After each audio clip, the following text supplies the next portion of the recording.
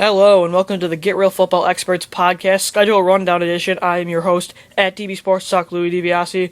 Today we're going to be going over the Philadelphia Eagles schedule. Last year, a very disappointing year for the Eagles. Obviously, my favorite team. If you've listened to our recent podcasts, go check them out at GetRealFootball.com and YouTube.com/NFL Experts. So today we're going to be going over the Eagles. Like I said, 4-12 last year. Had the 4th overall pick in the NFL draft, selecting Lane Johnson, the tackle out of Oklahoma. Chip Kelly coming in as the new head coach. Andy Reid, the 14-year tenured coach, fired, now in Kansas City. A lot of new pieces of the puzzle. Obviously, the big name in the draft was Matt Barkley. So in week 1, they're going to start it off away against a team that's going to have a lot of media attention, as the return of RG3 might be here week 1, Monday night, against the Redskins at Washington. I think this one's going to be a loss. I think with the new system that Chip Kelly's, it's going to take a little time for it to gel. But the offense is normally the same. The offensive line's healthy. Jason Peters is coming back. Todd Harriman's, Jason Kelsey, and then Evan Mathis was the only healthy lineman last year. And then obviously Lane Johnson, the right tackle, I expect to start, even though some people are saying he's struggling in training camp. But obviously Chip Kelly's system is complex for a rookie. So I think it's going to come off to a slow start. Obviously I think they're going to lose this game. RG3 will be healthy. That read option is really going to be tough for the Eagles. But I think it's going to be better adjusted, as they are now running a 3-4. So I think that helps against the read option with the outside linebackers on their feet, who can also drop back in coverage. With the Redskins, they obviously have Pierre Garçon as a really good receiver, and then a really good tight end who just was battling some injuries last year, and Fred Davis. So the Eagles' corners, Bradley Fletcher and Kerry Williams, are going to be very important in this. And obviously, second-year linebacker Michael Kendricks coming in. He had an up-and-down season last year. Is really going to be key in covering Fred Davis, as he did some good things against some tight ends last year. Obviously, the big one was against Baltimore in Week 2 when he had the game-winning tip over Ray Rice. But then he struggled in sometimes against big-time receivers, big-time tight ends, like a very productive guy in Pittsburgh and Heath Miller in week 5 he really struggled against. So he's going to be a key here, but I think the Redskins are going to take it. It's going to be a closer game than most people think. I think a lot of people think the Redskins are going to win the division again, obviously because of RG3. So week 2, they're home against the San Diego Chargers. I think they're going to take this one as a win and go 1-1. Ironically, the past 3 seasons, the person that faces the Eagles in their home opener has won the Super Bowl. Last year, it was the Baltimore Ravens. The year before that, the Giants. And the year before that, the Packers. And then the year before that, the Saints. So it's been a 4-year thing, but I don't think the Chargers are winning the Super Bowl this year. With Philip Rivers coming in, obviously they have a new head coach as well, and Mike McCoy coming over from Denver as he was the offensive coordinator. But I think the Chargers defense is not really in a good spot right now. Melvin Ingram, their second-year pass rusher, outside linebacker, has fallen to an ACL tear, but they did sign Dwight Freeney. I think LeSean McCoy is going to be key to this, to attack that very weak defensive line. They did address some needs. The Chargers got Manti Te'o, but I think that Michael Vick, or whoever is the starting quarterback, should really target him. I think Brent Selleck and the tight ends are going to have a big day here, mainly because of Te'o. I think he's going to struggle his first couple of weeks. And it's going to be interesting to see what the Eagles do with their tight ends. They got in the second round Zach Ertz from Stanford. Obviously, they have a very versatile guy in James Casey that they got over from Houston to play fullback, tight end, receiver, running back. He can do it all pretty much. And then obviously the veteran Brent Selleck, who's been very productive for the Eagles, not only just receiving the ball but catching it. Run blocking, which I think is going to be key here. I think the Eagles win this one in a blowout. Honestly, I think the defense for the Chargers is just very weak in their secondary. Losing Quentin Jammer is going to be big time. So they will start off the season 1-1. Week 3, they're home against the Kansas City Chiefs. Andy Reid returns. It's a Thursday night game. I think they're going to win this one. The Eagles, I think, are going to pull off a big-time game. The Chiefs had the first overall pick this year, taking Eric Fisher out of Central Michigan.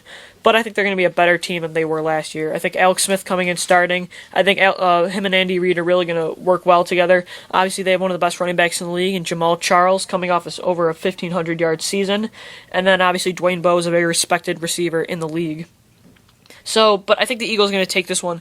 I think it's going to be a high-scoring game. Both defenses, the Eagles' defense is struggling. They're in the rebuilding process. But I think Michael Vick, I'm assuming right now Michael Vick's going to be starting because that's what it's looking like. Obviously, some people think Nick Foles. I personally think Dennis Dixon, but I think I'm the only one that believes that. As when he was in Oregon with Chip Kelly, that read option was moving very smoothly. He almost won the Heisman if he didn't tear his ACL against Arizona in that primetime game. So I think the Eagles are going to take this one a close one. I think the defense is going to have to come down to a final stop, and I think they might be able to do it here and improve to 2-1. Week 4, they're away against the Denver Broncos. This is obviously a tough team. A lot of people's Super Bowl pick. They have Demaryius Thomas, Eric Decker, and Wes Welker all on the receiving core. Obviously, one of the best quarterbacks in the league. Peyton Manning, a running game that I think is going to be much better as they went in the second or third round to take some running backs. They got Monty Ball out of Wisconsin. They still have Knowshon Moreno and Willis McGahee on the roster, but I think if everything pans out the way it's supposed to, I think the depth chart will be probably Bell and Ronnie Hillman. So I think this is really, honestly, the Eagles just don't have enough to take this one. I think their offensive scheme is still going to be moving around in parts, and I think the Broncos are really going to take advantage. I think it's in the Mile High City. They're just a better team than the Eagles right now, and I don't think the Eagles have enough to take the Broncos, and I think the Eagles drop to 2-2 on the year. So Week 5, they're away against the New York Football Giants, a rivalry obviously in the NFC East Division. I think they're going to lose this one too and drop to 2-3. I think with Eli Manning getting his receivers back, I think Hakeem Nicks and is going to be. He had a lot of injuries last year, so if him and Victor Cruz can come back, they did sign Brandon Myers over the tight end from Oakland. I think they have a lot of pieces in place to make another Super Bowl run, and I think they're just a better team than the Eagles. The Eagles are going to get some division wins if they want to go far here, so I think they're going to lose this game against the Giants. So I mean, the division games are key, and I think if they can split with some of the teams, because they got to get some wins against these guys. Really, the max is if you can get to 9 wins, you might be able to win this division. So Week 6, they're away against the Tampa Bay Buccaneers. I think they're going to win this one. Last year, their only win after that 3-1 start was against the Buccaneers. Nick Foles leading a game-winning drive to Jeremy Maclin in the end zone. It's away in Tampa Bay, but I still think the Eagles are going to win this one. I think the key is LeSean McCoy's got to get by Gerald McCoy and that really good defensive line. The secondary is huge for the Buccaneers now, too, with Jonathan Banks and Darrelle Revis there. Mark Barron, Deshaun Goldson. So this team's really ready to make a push, but I think the Eagles are going to take this one. I think it's going to come down to the quarterback play, and I think Michael Vick's better than Josh Freeman, I think, here. The offensive line is going to be key to stopping the Buccaneers' pass rush. I really like what Gerald McCoy's doing. So if they can do that, I think they're going to pull this one out. I think the defense is just going to have to maintain. DeMeco Ryans going to be big here in maintaining and containing Doug Martin. So I think they're going to win this one and go to 3-3. So they're home against the probably biggest rival that the Eagles see, and home against the Dallas Cowboys. I think they're going to win this one and go to 4-3. I think you have to get the division wins, like I already said. And with Tony Romo signing that big-time contract, DeMarco Murray's injury-prone issues, Des Bryant, if he can stay healthy, this might be a good team, but I think the Eagles are going to pull a good one at home. They got swept by the Cowboys last year. They're going to come in this year looking to prove something. I think they're going to pull out a big one. I think Chip Kelly's read option is really going to come into effect as DeMarcus Ware really struggled against RG3 last year in that. If they can take advantage of that, hey, this might be a really good outing for the Eagles, and I think they improved to 4-3, a winning record in Chip Kelly's first year. Week 8, they're home against the New York Giants. I think they're going to win this one. I think you got to split with the Giants, go 5-3 here. It's big at home. You get 2-game home sched. I think they're going to start getting on a roll here, start winning some games. I think the offense right now and the defense are going to start gelling in Chip Kelly's system. I think they're going to win this one and improve to 5-3. They got to contain that really good Lightning and Thunder run game and David Wilson and Andre Brown. And I think they can do it. So they're at 5-3 right now. Probably standing at like second or first in the NFC East. I don't know how long this is going to last. I think a lot of people think the Eagles are going to go 7-9. So let's see how it pans out. Week 9, they're away against a struggling rebuilding team away in the dark hole, the black hole against the Oakland Raiders. I think they're going to win this one and go 6-3. They're just a better team. I don't think Darren McFadden's going to be able to stay healthy again. Matt Flynn's an unproven commodity. They lost Darius Hayward-Bay. Their whole defense is just being reverted, losing Richard Seymour and Desmond Bryant. So, I mean, this is a rebuilding team. I think the Eagles are going to have to attack that weak secondary, the weak defensive line. LeSean McCoy and Bryce Brown and Felix Jones are all going to be huge in this one, as that defensive line's lost a lot of pieces. And I think they improved to 6-3. Week 10, they're away against the Green Bay Packers. Look, Aaron Rodgers, best quarterback in the league.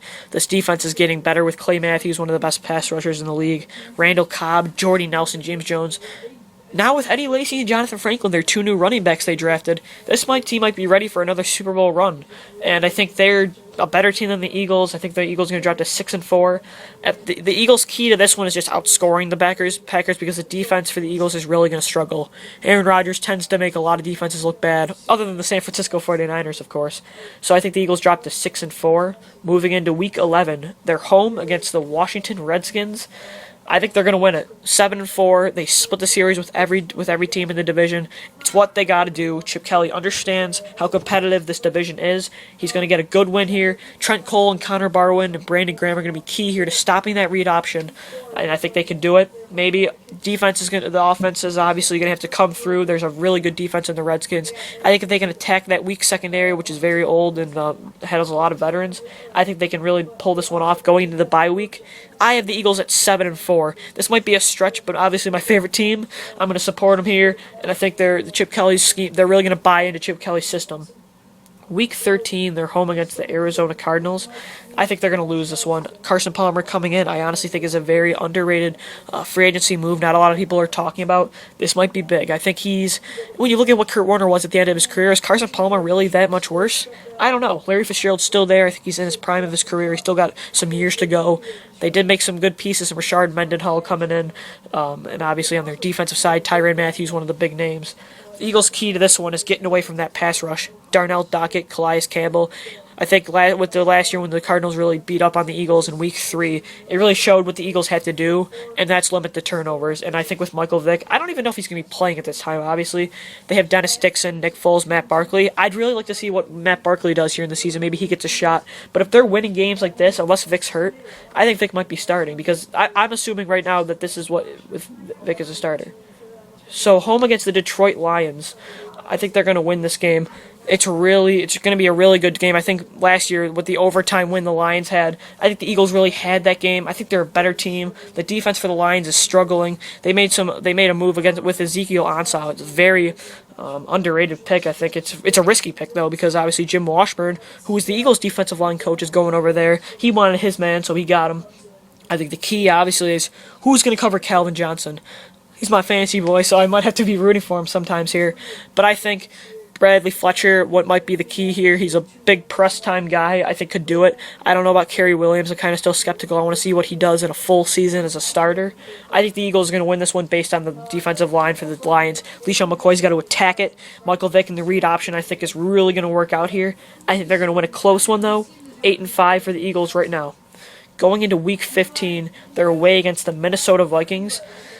I'm going to give this one a win. It's going to be a tough one down in Minnesota. But, I mean, if you can stop Adrian Peterson, I think you're going to be able to be okay here. They have a really good veteran receiver in Greg Jennings, but Christian Ponder's unproven still. I think the Eagles can do this. They're going to have to stop Peterson, run on their own with LeSean McCoy. Throwing the football, though, is going to be key. Attack those young corners. Obviously, they lost Antoine Winfield, but got Xavier Rhodes. So attack him. Deshaun Jackson, Jerry Maclin are going to be key here.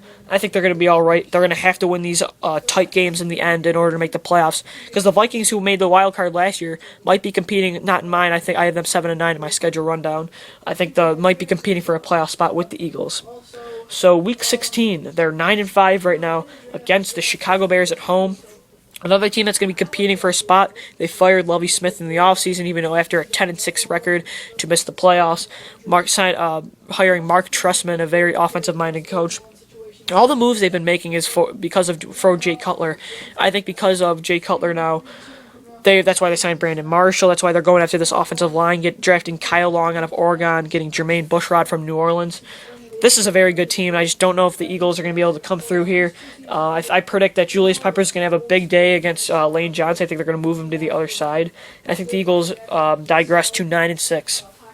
So Week 17, in the NFC East, a lot of the games come down to division matchup, winner versus winner, take division.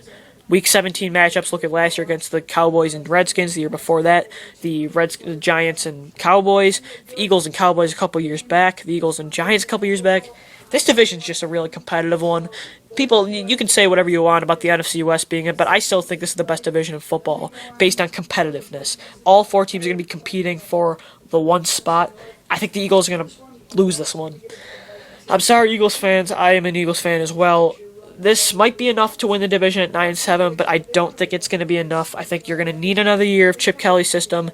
I think next year, if this is the record, if they don't make the playoffs, I still don't think they're going to stick with Vic. I think they're going to move on to a guy like Matt Barkley or Nick Foles, or hey, even Dennis Dixon for the future quarterback.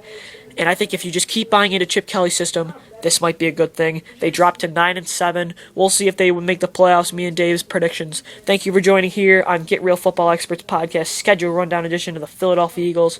Follow me on Twitter for your Eagles and all NFL things at DB Sports Talk. Check out our YouTube page at youtube.com/NFL Experts for all your latest schedule rundown and podcast needs. Also go to our website, getrealfootball.com. Go to the sidebar. It has the Football Experts. That's our podcast link. Click on it there. Check out Dave. He's doing the Giants and Cowboys. I'll be doing the Eagles and Redskins, obviously. Eagles dropped to 9-7 again. Thank you for joining here, and thanks, football fans. It's been real.